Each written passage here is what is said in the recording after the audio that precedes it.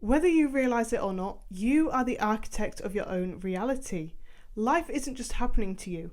You are co-creating it every single day through your thoughts, your words, and your actions. This is important because if you don't understand the process, then you could be unintentionally blocking the opportunities that could lead you to your dream life. My name's Georgia. I have a master's degree in consciousness, spirituality, and transpersonal psychology, and in my free time, I love to research manifestation and how we can shift our lives for the better. Now, in today's video, I want to help you step into your power as a co-creator by uncovering how you might be unintentionally blocking your blessings. I'm going to share 5 things that you need to stop doing so that you can align yourself to your dream life. Even if you do just a couple of these things, then you will definitely notice a shift. But if you take on board all of these tips, then get ready for the blessings to start flowing into your life. The first thing that you need to stop doing is focusing on what you don't want. Imagine you're driving a car and instead of focusing on the road ahead of you, you're busy staring at the ditch to the side. You know what's going to happen. You're going to start veering off course and end up exactly where you don't want to be, in the ditch. This is exactly what happens when you fixate on the lack in your life.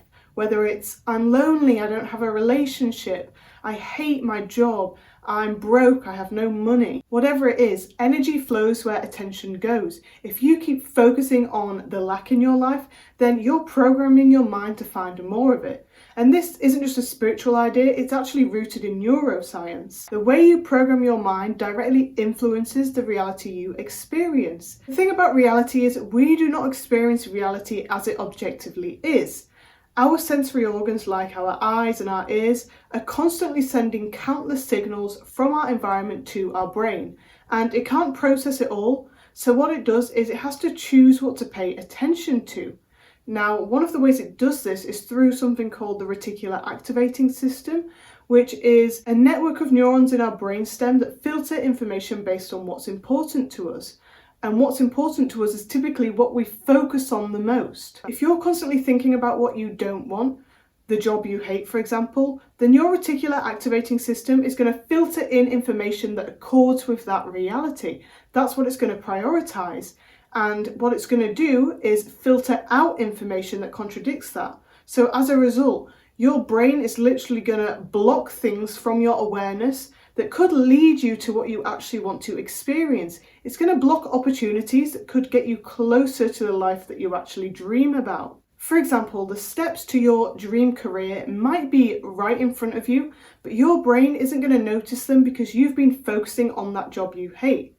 So those opportunities that actually could lead to your dream career are going to be filtered out by your reticular activating system because it doesn't deem them important, because that's not what you've been focusing on. So the fix here is to focus on gratitude instead.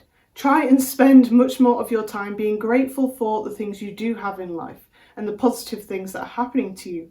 Because if you do this, then you're going to reprogram your reticular activating system to filter in opportunities and blessings instead. So instead of focusing on that job you hate, instead of spending your time thinking about the fact that you hate the work, you hate your boss, you hate your co-workers, instead shift your focus to the good things about it and also shift your focus to the job that you actually want to have. So be grateful for the fact that you are currently earning a wage. Focus on doing research on the job that you want to have instead. Fill your mind with that so that that becomes important to you, and your reticular activating system will start filtering in opportunities that align with that instead. The second thing that you need to stop doing is talking negatively about yourself. Your words are like seeds that you plant in the fertile soil, which is your subconscious mind. What you say about yourself is what grows. For example, have you ever said that you're bad at relationships or you're lazy? Even if these things are said lightheartedly, they still strengthen neural pathways in your brain and embed these beliefs into your subconscious. The more you repeat a certain thought, the more you strengthen the neural pathways associated with it. It's like carving a groove into stone. The more that you carve it in, the more defined that groove is going to become. And it's the same with your thoughts. The more you think those thoughts, the more you strengthen the neural pathways. And just like if there was water on that stone, it would go down the groove in the rock. Your thoughts are going to also take the easiest pathway, which in this case is the neural pathways you have strengthened the most. So the thoughts associated with those neural pathways will become more natural to think. And what happens through this strengthening process is that these thoughts become your belief system. Now that these are your belief system, cognitive biases are going to come into play. There's a phenomenon called confirmation bias where essentially our mind seeks out evidence for the beliefs that we hold. So now that you've strengthened these neural pathways and made these thoughts become embedded in your subconscious and become a part of your belief system, your mind is going to strengthen them even more by seeking out information that confirms these beliefs to you. So something that might have just started as a light-hearted joke about yourself can eventually become a belief embedded in your mind. For example, if you believe that you're unlikable, then because of this belief system you've created and because of your confirmation bias, you're going to notice every instance of rejection or of people not being particularly nice to you. And you're not going to notice when people show you kindness or acts of love. So you're not going to notice opportunities for connection because you've programmed your mind to confirm these negative beliefs about you.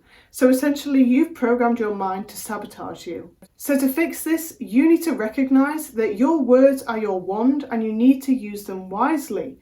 Notice when you're talking negatively about yourself and replace them self-deprecating thoughts with positive affirmations instead. Make sure you're telling yourself things like, I am worthy of love and kindness. I am deserving of success. Use your words to cast empowering spells upon yourself. The third thing you need to stop doing is sharing your goals prematurely. Often we downplay our goals because we fear how people will perceive us if we fail to achieve them. For example, maybe you tell someone that you really want to write a book, but you immediately follow it up with, well, I'm not a good writer and it probably won't sell much. This is a protection mechanism. You prepare others for failure to soften the blow in case it does happen. Plus, if you share your goals before you properly believe in them, then you invite other people's doubts to influence your confidence. And as we've already discussed, your beliefs are very important. You want to program your mind to believe in what you're trying to achieve, so that it filters reality in accordance with those goals. So the fix here is to keep your dreams sacred. Only share your goals with people that you know will unequivocally support you. Think of your goal like a seedling. It's fragile in its early stages and needs protection until it's strong enough to thrive regardless of what the outside circumstances are. So only share your goal with a select few people who you truly trust until you believe in it so strongly that it doesn't matter what anyone else thinks. The fourth thing you need to stop doing is neglecting mindfulness. So mindfulness is the ability to cultivate a sense of awareness of your experience and in particular of your thoughts. This is something I believe we should all be doing, but often we need a reminder because it's very easy to fall off of these kinds of habits, including me. So this is my reminder to make mindfulness and meditation a priority again. Take intentional moments of slowness throughout the day. Even just 5 minutes can make a difference. Without mindfulness, your thoughts can go unchecked, allowing negative thought patterns to spiral and become embedded in your subconscious. Have you ever had one of those days where one bad moment spirals into a series of setbacks? This is the result of unchecked thought patterns snowballing. Maybe you get out of bed and stub your toe, and that puts you in a bad mood, and because you don't take a moment to recenter yourself and calm down, you end up having a terrible day where everything just seems to keep going wrong. So the fix here is to intentionally start integrating even very small moments of mindfulness back into your life. Now, one obvious one is meditation. I think even 5 minutes of meditation when you get up in the morning can be extremely powerful. But other things you can do are things as simple as when you're having a cup of coffee, don't scroll on your phone. Instead, take a moment to be present with that coffee. Take a moment to simply just be there and be with your thoughts. Whether it's meditation or simply taking a moment of slowness, just try to notice when your mind wanders and bring it back to the present moment. If you start integrating this practice into your life, then you're going to have a lot less instances where your negative thoughts begin to spiral, and as a result, you stop them from embedding themselves into your subconscious. And as we've already discussed, it's very important to make sure that negative beliefs do not integrate into your subconscious and become a part of your belief system. We want to program our mind with good beliefs, beliefs that are going to be conducive to our goals in life. So mindfulness is very important for keeping your belief system in check and staying on track to having a mind that is primed to keep you in alignment with your goals. Now, the fifth thing you need to stop doing is being too attached to the outcome. This is something we often talk about when it comes to the law of attraction.